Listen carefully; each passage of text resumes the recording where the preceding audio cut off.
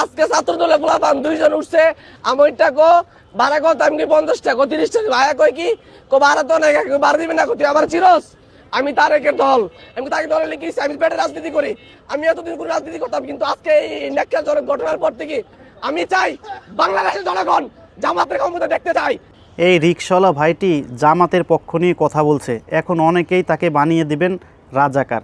ছাত্র দল তার রিকশায় উঠছে, 30 টাকা মাত্র রিকশা ভাড়া, সেই রিকশা ভাড়াটাও তারা দিতে চাচ্ছে না। তারা বলতেছে আমরা তারেক রহমানের লোক, তারেক রহমানের দলের লোক। তারেক রহমানের লোক হলে কি রিকশা ভাড়া লাগে না রে ভাই? একটা রিকশাওয়ালা দিনে কত টাকা ইনকাম করে, সেই ভাড়াটাও তারা দিতে চাচ্ছে না। ক্ষমতায় যাওয়ার আগেই এমনটা করতেছে, ক্ষমতায় যাওয়ার পরে কি করবে? এই রিকশাওয়ালা ভাই চিল্লায় চিল্লায় বলতেছে সবাইকে জামাতে ভোট দিতে। এখন সিদ্ধান্ত আপনাদের, কি করবেন আগামী 12 তারিখের নির্বাচনে। ভেবেচিন্তে করবেন, যে কাজটিই করেন। শেয়ার করে দিন।